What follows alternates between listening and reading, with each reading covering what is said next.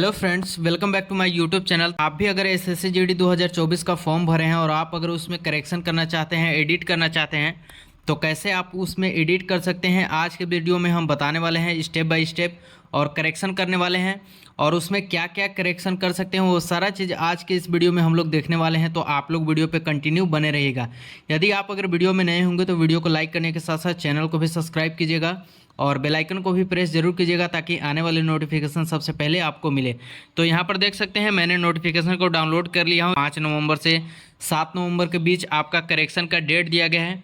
इसी बीच अगर करेक्शन करते हैं तो आपका यहाँ पर फॉर्म में करेक्शन हो जाता है। तो चलिए इस फॉर्म को कहाँ से करेक्शन करना है, लिंक आपको कहाँ देखने को मिलेगा, वो सारा चीज़ आज के इस वीडियो में हम देखने वाले हैं। तो इसे करेक्शन करने के लिए आपको sastariresult.com पे आ जाना है। आपको यहाँ पर लिंक देखने को मिलेगा, जैसे कि आप यहाँ पर लेटेस्ट जॉब वाले सेक्शन पे आपको चले जाना है और सेकंड में ही आपको यहाँ पर देखने को मिलेगा एसएससी जीडी कांस्टेबल करेक्शन वाले लिंक पे आपको क्लिक करना है। जैसे आप यहाँ पर क्लिक करते हैं तो आपको कुछ इस प्रकार से इंटरफेस देखने को मिलता है। तो आपको यहाँ पर नीचे आना है, यहाँ पर लिंक वाले सेक्शन पे आपको क्लिक कर देना है। जैसे आप क्लिक करते हैं तो एसएससी जीडी का यहाँ पर ऑफिशियल वेबसाइट खुल के आ जाता है। तो सबसे पहले आपको यहाँ पर लॉगिन करना है। लॉगिन करने के लिए आपको रजिस्ट्रेशन नंबर और पासवर्ड की ज़रूरत पड़ती है। तो जो आपका रजिस्ट्रेशन नंबर और पासवर्ड है उसे आपको फिलअप करना है। कैप्चर फिल करने के बाद आपको लॉगिन वाले सेक्शन पे क्लिक करना है। जैसे ही आप यहाँ पर लॉगिन वाले सेक्शन पे क्लिक करते हैं तो आपको कुछ इस प्रकार से लॉगिन होके आ जाता है। यदि आप अगर रजिस्ट्रेशन डिटेल को अगर करेक्शन करना चाहते हैं, एडिट करना चाहते हैं, तो आपको यहाँ पर एक सेक्शन देखने को मिल जाता है एडिट रजिस्ट्रेशन डिटेल। तो आपको उस पर क्लिक करना है।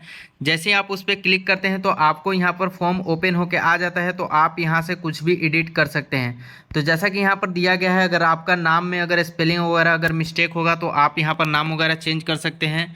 आप यहाँ पर जेंडर चूज कर सकते हैं। इसके अलावा आपका डेट ऑफ बर्थ यहाँ पर चूज कर सकते हैं।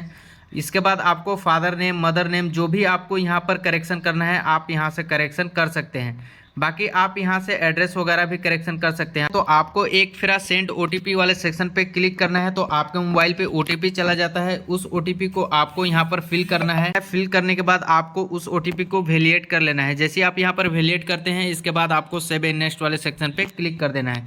जैसे आप यहाँ पर क्लिक करते हैं तो आपको यहाँ पर अगला सेक्शन ओपन होके आ जाता है। जैसे कि यहाँ पर कैटेगरी वगैरह आप यहाँ से चूज कर सकते हैं।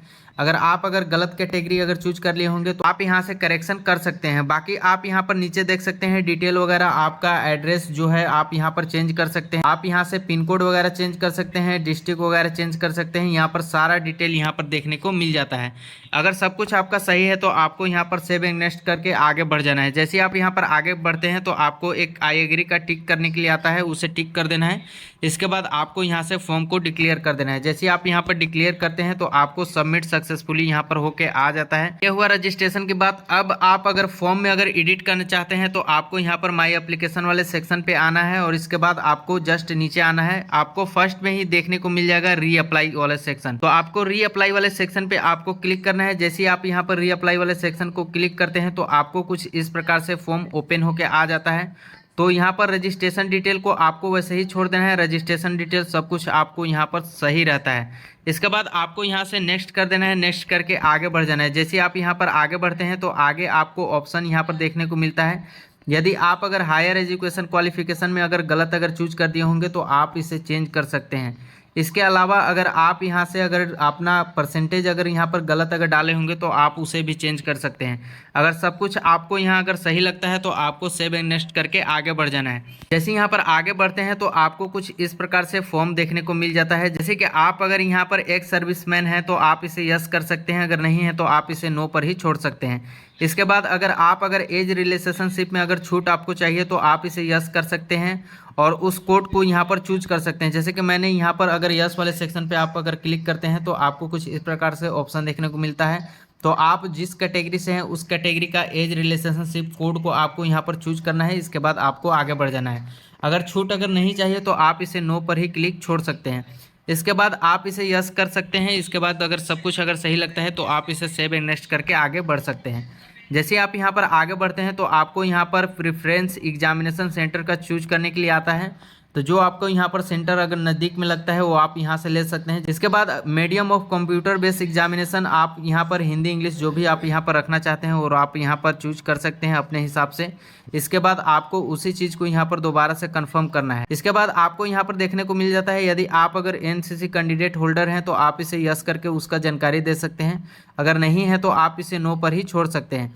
इसके बाद आपको यहाँ पर पूछ रहा है डोमिसाइल स्टेट, आप किस स्टेट का डोमिसाइल हैं तो आप यहाँ पर उस स्टेट का नाम यहाँ पर दे सकते हैं।